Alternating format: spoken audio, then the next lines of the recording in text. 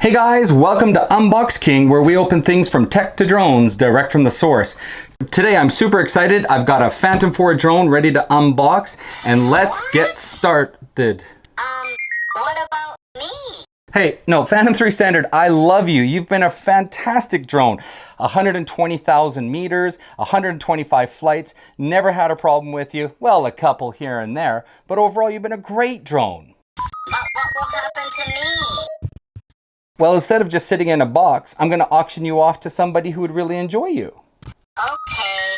Well, you're always good to me, so I guess this is it. Look, you've always been a really good learning drone, and you've been really good to me, but unfortunately, there's a new bird in town, and I have to unopen her. So thanks a lot, Standard. You've been an awesome drone. Thanks very much, guys. Hey guys, I'm just going to go over some of the financials of this drone and what I learned about making this purchase. Sorry for the Americans. The drone in the US is $14.99, which converts to about 171,000 yen. When you go to checkout and your country is Japan or an international country, you can't buy the drone unless you change the language or the setting to your country. I chose Japan. So the drone was actually 204,000 yen, which converts to about $1,750. That's a difference of almost $250. That's absolutely crazy. There's just no way I was going to pay more money, when I could see how much it was on the US website. So what I did is I headed over to Alibaba Express, and I found a store called the DJI Skyline Store, and they are a reputable company who deals with DJI products. I went through every single comment. Everybody said top-notch company. There was over 400 reviews for the Mavic. It was awesome, really good reviews. Their price was $1,517. I got a coupon for 30% off. Sorry, let's rephrase that. $30 off. And I used ebates.com and got 4.5% cash back for $68.26. That gives me a savings of $98, bringing the drone to $1,419, thus saving me $80 if I would have bought from the DJI web store. So that's pretty cool. I actually got the drone for a really good price and saved myself $80, and that actually got me the triple charger. So there you go. It's kind of like getting something for free almost. Import fees, I had to pay at the door here in Japan. I had to pay 2,000 yen, which is about $18 US. And some interesting news. They actually give you, I'll put this right here. They actually gave me like photocopies of what the drone looks like. And if you look closely, it's actually showing that it's the remote control of the Phantom 4 Plus, and that's with the with the actual screen there. That's not the one I actually wanted. I don't know if the screen was included, that would be pretty cool. But overall, kind of neat. The custom sheets are really well done. This definitely is good if you are purchasing overseas. It has all of the proper documents and whatnot. So it's good because you're dealing with lithium batteries, and there can be a lot of problems importing into your country. So there we go. Cool stuff. Oh my God, I get to open it. I'm like a kid on Christmas. Here we go. Wowzers. Let's open it up. Last time I did an unboxing of a drone of this caliber was about 1.5 years ago, and I did the Phantom 3 Standard, and man, that video did really well.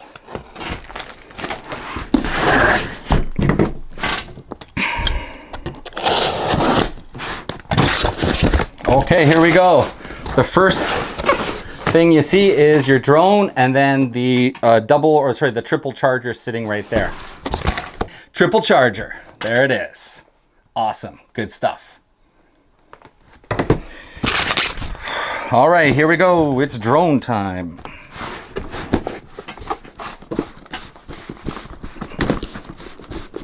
Don't worry, I'm not gonna drop this, folks. Oh boy, here we go. This is the Phantom 4 Pro, and I am super excited. I cannot wait to take my photo journey into the next level. I'm ecstatic. This is going to be awesome. Can't wait. All right, here we go. The first initial cut has been made. Won't be needing that box anymore. Woo! All right, here we go. One Phantom 4 Pro. Let's open it up. Oh, you give it a little twist. Here we go. 1, 2, 3. Oh, she looks good. She looks good. It is basically, this is just a regular Phantom 4. This isn't the Plus version, so it doesn't have the built-in screen. Kind of weird. The customs papers did show it with the screen on, but other than that. All right, it looks like the gimbal guard has stayed on perfectly, so that's good. 1 battery. I have 2 batteries coming, and those are going to be purchased from a Japanese web store, and it's actually cheaper for me to buy in Japan than to go overseas, so go figure. Okay. There we go. Battery sitting at about 2 bars. Let's try that one more time. 2 bars on the battery. There's the drone. You get your props. You know, you don't really get a lot, you know, considering some wiring. Guys, if I'm sweating, man, I'm sitting in a non-air conditioned room today. I wish this room was air conditioned. Unfortunately, it's not. So I am sitting in a hot room. You got your instructions, charging wires, extra ports, USB ports, and you get your props. And you get 8 props. Okay, looks good. Okay, the remote control's ready to go. 1, 2, long push. Perfect, it's actually fully charged, so there you go. Okay, so there's the controller. I guess we could take it off and make sure she works, right? That's probably pretty important. Here we go, Phantom 4 Pro.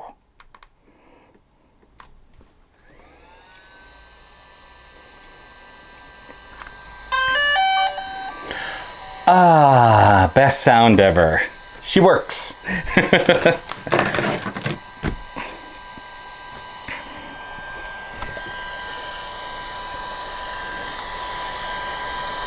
Oh, I just made a classic mistake. I forgot to take out the plastic gimbal guard from the backside. Oops. Don't forget that one, folks. Totally unrehearsed. Okay, there we go. That's better. All right, camera looks to be working really well. Obviously, I need to go out in the field and test this, but other than that, looks really good. Let's open up the charging hub. This is something I really wanted to get, so when I'm out in the field, I can charge 3 batteries at the same time without having to do each one individually. And basically, that's the hub itself. What's going on? Someone's beeping over there. And then you just use the charging port here from your existing DJI charger. You just plug it in and there you go. 3 batteries going to be charging the same time. That's awesome. A couple of weeks ago, I got the Taco Phantom 4 ND filters.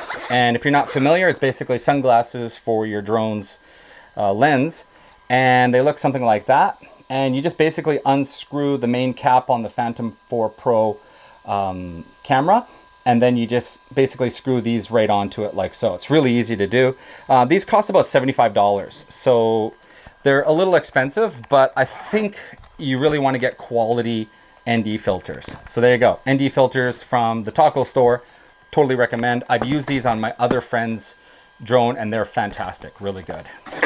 Okay guys, that is the first part of this video. We're gonna head out in the field, start testing things and make sure it works good. And then we're gonna have a little mini movie at the end. And then from there, I'm gonna do a complete review of what I think so far after about a week or so. All right, guys, let's move on to the second part of this video. Oh, hey, did you notice my Phantom 4 Pro backpack? It's from a company called Smart Tree, and I got it from the Amazon Japan store. But guys, you can get it from the Amazon.com store, so it's no problem. The reason why I got this backpack was because I wanted to use the existing case that the Phantom comes with. I don't want to throw it away. It's kind of wasteful. And some of the other ones that I saw where the actual props were on the bottom and it seemed like it could get kind of smashed. So that kind of worried me. Also, this backpack, it's not too bad. It's around $60 and you can hold quite a few batteries and your props. And on the side of it, it also comes with a couple of drink holders. So that's pretty good. If you're out there in the field hiking, you can always bring your water with you.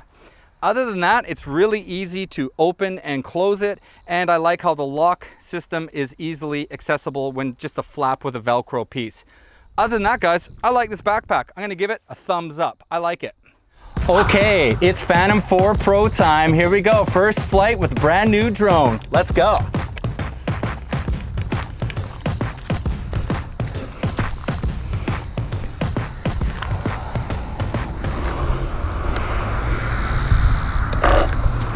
All right, guys, it's time to get this bird off the ground.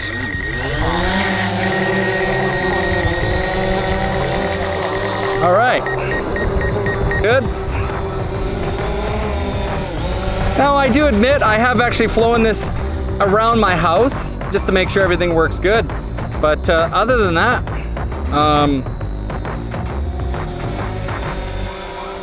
I've got the brakes down to about 80%. All the yaw has been slowed down, so all of my settings are really slow. I don't want to be using high brake.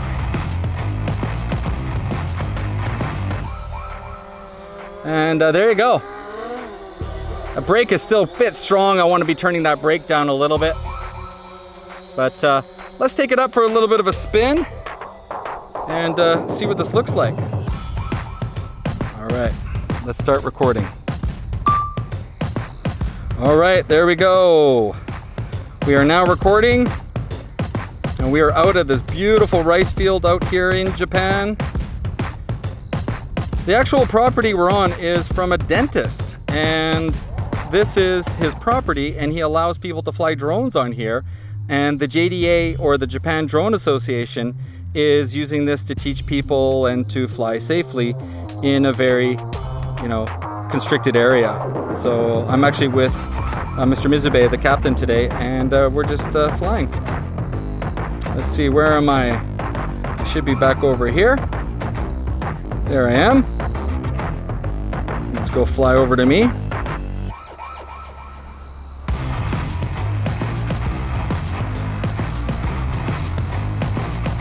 So far, the footage from this drone has been fabulous. And there I am, flying all by myself in the middle of this field of nowhere.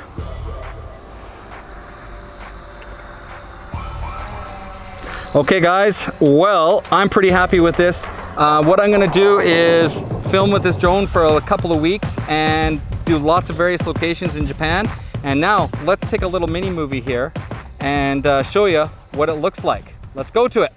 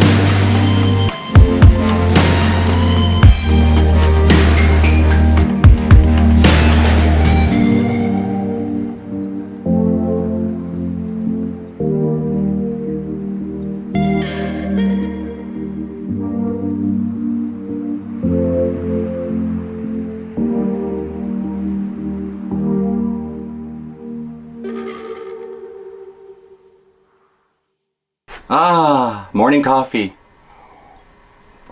Where would I be without you? All right, guys, this is the final conclusion of my review of the Phantom 4 Pro. A couple of things I've learned along the way after flying it for a couple of weeks is it works great with my iPhone 7 Plus. There's zero lag. I have zero dropouts when I'm flying in the air. I've taken it almost 1,000 meters and had no problems. I haven't taken it beyond that, so I don't know for sure. I don't really plan to go 2, 3, 4, 5,000 meters, but other than that, 1,000 meters works really good. Some other things I've learned along the way is it takes a lot of skill to actually start getting good with this remote control. Over here, if you push it a little bit in, that will control your ISO, your shutter speed, and your aperture. So this, takes a little bit of, rehearsal or practice to sort of get good at it when you're up in the air on the fly.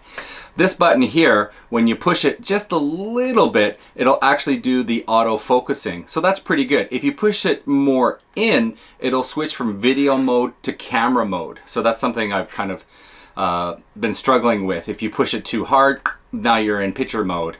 If you push it just lightly enough, it does the autofocus. So that takes a little bit of control. Again, from my old Phantom 3 Standard, I'm used to pushing record on the screen, but with this, you can just press record here and pause here. If you're in some of your intelligent flight modes, if you just push the pause button here, that'll stop the intelligent flight mode. For example, if you're in like tap fly or something like that, if you just hit that button, boom, now you're out of that mode and it's going to be paused. So that's a good little tip right there for you. Other than that, if you're in your P mode or your sport mode, which is just right here, sport mode is just crazy fast. We did a test and went 250 meters in 13 seconds in sport mode with almost no wind. So that's pretty fast, man. If you want to get, a kilometer out, that's going to take you about a minute or so. So that's pretty darn fast. Some good advice, flip it into ADI mode, guys. Don't be afraid to, go out there and do a little bit of flying without the GPS. One of the guys I was with, he was like flying in ADI mode a lot of the times, and he's just saying it's good to go back to old school, man. Just, fly out there without GPS sometimes. It's good to get, your vision from the drone to where the sticks are and to, understand the orientation and stuff.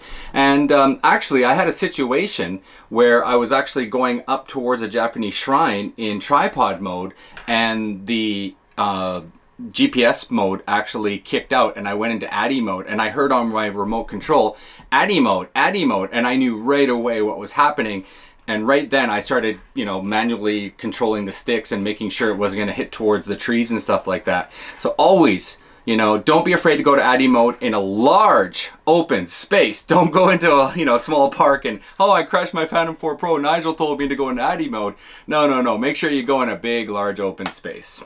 Also, I got the rubber bands that go around the sticks like this, and what this does is it gives you a little bit more control when you're yawing and stuff like that. Makes your photography videos a little more cinematic and less jerky. I do go into the gain settings and control the the pitch and the yaw, so it's a little bit slower, but this just gives you an extra edge by using these rubber bands. Now, there is one problem with this system, and I'll show you right now. If I go to turn this on with the rubber bands installed, one more time. Well, go figure, it didn't do it. Unbelievable, it doesn't want to do it for you. But if the rubber bands are pushing the sticks, you'll start hearing a beep, beep, beep, beep. And what that does is the sticks are not centered properly, so your configuration settings are different from where the sticks are, and it doesn't like it. So sometimes what you have to do before you actually start the RC is you have to kind of remove a couple of these rubber bands like that. And then once you start it, you put the rubber bands back on. Whatever. If you get good cinematic photography, it's just the price of playing with rubber bands. Next on the table are the ND filters. These things are an absolute godsend. I was flying out in the ocean 2 o'clock in the afternoon, super sunny day, and man, it is unbelievable when you look at the footage on your computer. It is crystal clear. You can almost see the bottom of the ocean. These are a must. If you're on the fence thinking about getting ND filters, I'd highly recommend getting them. If you're going to do any video, don't worry about photography. You don't really need the NDs, but if you're using video, you definitely want to get these, and there's lots of videos on YouTube on how to use these and stuff like that. But definitely, these are a must if you're going to do any aerial videography in the air. The charging hub, absolutely love this. We have been out in the field and we have 3 batteries. Another guy I was with, he had another 3 more batteries. We had this thing constantly charging 3 batteries all the time between 2 Phantom 4 Pros. And you know, it's awesome. We're not busy unplugging 1 battery at a time. Charging hub really changes the game for me because now I can charge 3 batteries at the same time, go for a quick lunch, come back, and hey, 1 or 2 batteries is already done charging. Things to note, it only charges 1 battery at a time and then progressively goes down the line of the, you know, the next battery. So it doesn't do all 3 at the same time. But that's okay because, you know, if you go for a quick little lunch, you got 1 battery done. By the time you come back in the air, the 2nd battery is done, and you're just interchanging each battery as you go along, and that 3rd battery should be done. So definitely, charging hub is a must-have. Oh, one little thing about the charging hub is on the back here, there's actually a switch and it says charging and storage. When I first put the batteries in, I had it in storage and I couldn't figure out why my batteries were not, you know, charging properly. And what it was is for the storage, it will charge your batteries or decharge your batteries to 60%, and then you can travel with them safely when you bring on your carry-on luggage to airplanes and whatnot. So, you know, big difference between charging and the storage. Don't get them mixed up. Don't be a fool like me. Okay, so on to the drone. Other than that, I've had basically no problems with it. There's a big learning curve with the 360-degree sensors. I was in a small room yesterday and definitely those sensors were, you know, detecting the walls, and it would not go left or right or forward. I could go back. So, you know, there are some ways you can disable it by using the right triggers down here, and so you can disable it very quickly on the fly, but definitely it takes a bit of learning to understand the sensors and how they work with the surrounding area. Sometimes the drone just doesn't want to go into an area that you want to push it, so you have to actually disable the sensors. So for me, that's a bit of a learning curve, but you know, over time I'll learn how to, you know, understand that software and how it works. But it definitely is really good for safety. It's definitely very helpful to have. One thing to note, this thing is an absolute SD muncher. This thing loves to destroy SD cards. When you're filming 4K 60 frames, a 16 gigabyte SD card will fill up so fast you won't even believe it. It's so fast. So you definitely want to get a whole bunch of SDs, and it loves SDs. It's crazy. Alright guys, that's been my review of the Phantom 4 Pro. I hope you enjoyed it. It might have been a little bit different from some of the reviews that you've seen out there, but I really wanted to do my version of the Phantom 4 review and unboxing, and I've really enjoyed this drone. For me, it's an absolute dream. And if you guys like the video, please give me a like, hit that subscribe button, and if you have any comments or questions, just leave them down below and I'll do my best to get back to you. Alright guys, thanks for watching, and peace!